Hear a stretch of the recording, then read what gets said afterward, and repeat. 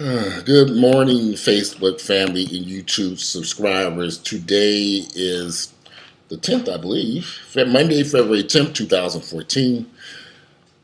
Yesterday, Missouri defensive end Michael Sam came out and told the New York Times and SBN that he is gay. His story was that he wanted to make sure that he could tell his story the way he wanted to tell it, and he just wanted to tell his own truth. He's 24 years of age.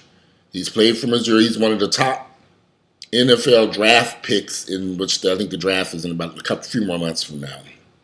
This is exciting news to me.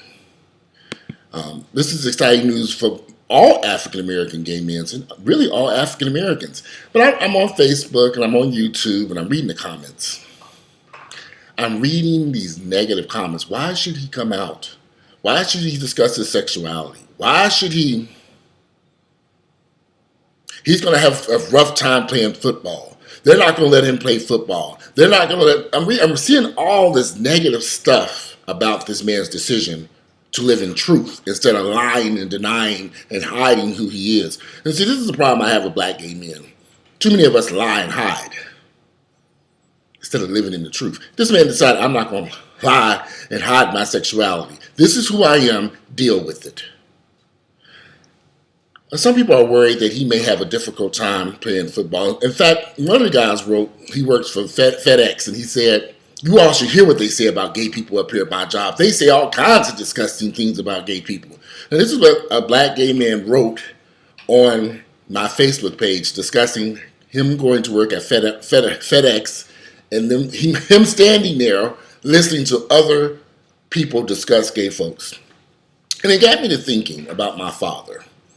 My father grew up in Mississippi, Louisville, Mississippi. My father could not read nor write. My father was not allowed to go to a school in Mississippi. Neither were my father's brothers or sisters. They couldn't read, they couldn't write. One of my uncles learned how to read later on in life. One of them had to learn how to read. One of my uncles did learn how to read and write. He's still alive today. My father passed away in 2000. He died in 2000. Well, my father lived I don't think the black gay men who marching around Atlanta right now could survive the times that my father lived in. My father told me some very harrowing stories about growing up in the South, moving around the South, trying to find an income. My father once lived here in Atlanta and worked at the Atlantic Steel Mill, which is where Atlantic Station is at right now.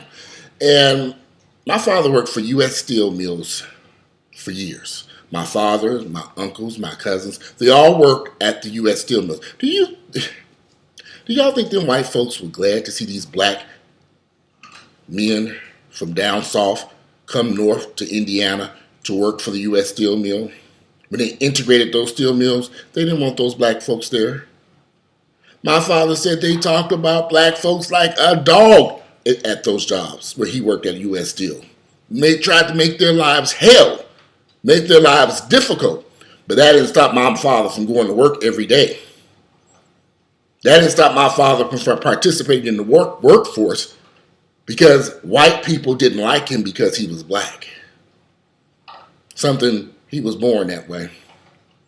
My father told me, after my father would always tell me stories because, of course, he couldn't read or write, so I had to listen to what he had to say. And he had some stories to tell, and I would sit as a little kid and listen.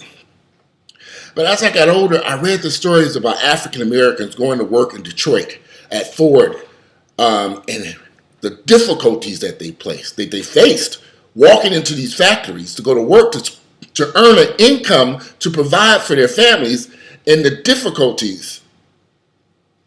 Do you all realize that some African Americans were shot and killed in Detroit, Michigan, trying to go to work at Ford Motor Company? Do some research. We forget where we came from. Should this African American black gay man hide his sexuality just so he can go play football when we've had hundreds of thousands of African American men who couldn't hide the fact that they were black, but they went to work every day? And they dealt with the harassment, the death threats, the problems to provide for their children, for their families. We seem to forget where we came from. And we forget what type of people we are. This man, I'm proud, so happy that this man, that Michael Sam, what he did. Literally last night I was standing in a club. I was standing in a club at the Mix, and somebody came running up to me and said, "Did you hear about the football player who just came out today?" And I was like, "Really? I didn't hear anything about it." But as soon as I got home, as soon as I got in my car, I started getting the messages on my phone, and I was like, this was earth-shattering news to me. Because I realized the importance of this. Will he have a difficult time working with those other football players and their ignorance? He's ready for it. Just like my father was ready to go work at those U.S. steel mills and put up with the ignorance that he had to go through. My father went to work every day, and he put up with some bullshit up there. But that didn't stop him from providing for his family. What was he supposed to do, stop working because the white folks didn't want them to come up there to work? Come on, what? I don't get this. So this man is going to have some problems. We all understand that. And I think he's ready, old enough, and mature enough to deal with those issues if they do exist. I hope he doesn't have any problems. But he may. He might. There might be some fools, some ignorant, dumbass motherfuckers. They everywhere in life. You see dumbass people all over the place. So all I can do is turn on the news and see dumbass news reporters. Turn to Fox News if you don't know what I'm talking about. There's some ignorant ass motherfuckers over there. Dumb, ignorant people, they're everywhere. But that should not keep this man or you or me from living my life and living in truth. My father took care of 7 kids. This man could not read nor write. Let me tell you something though. He made sure his 7 children could read and write. He wasn't given the chance to have an education in the middle of Louisville, Mississippi.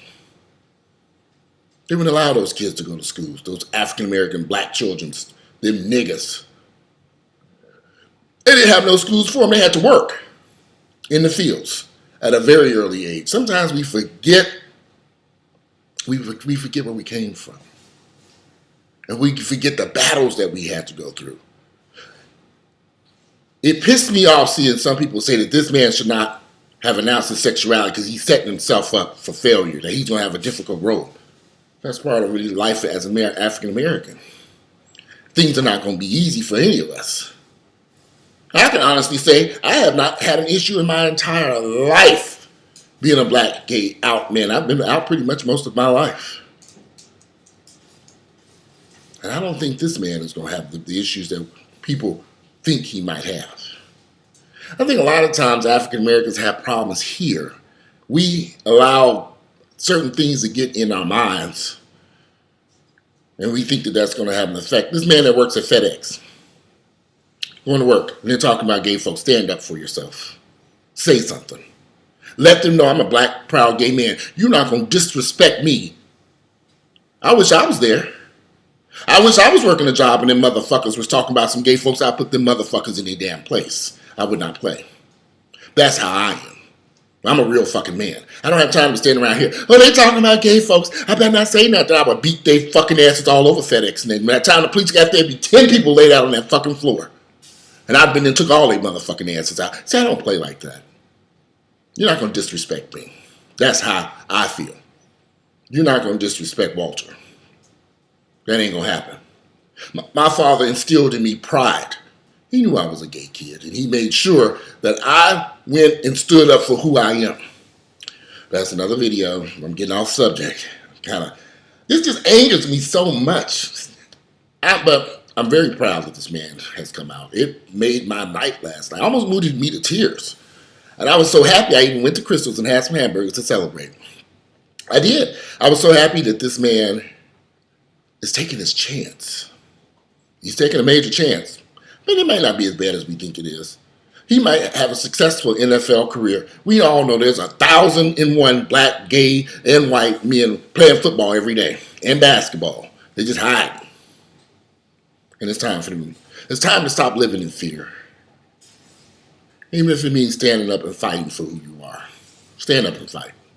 I'm willing to support this man and fight for him because he deserves an opportunity and a chance just like anybody else to live his life openly and without fear. Anyway, I'm out of here. You guys have a great Monday. I love to read you all's comments on your thoughts about Michael Sam. And I'm excited about it, and I wish him the best. You all have a great day. And don't forget to click like if you like my videos, and share them with family, friends, and your enemies. I'm out.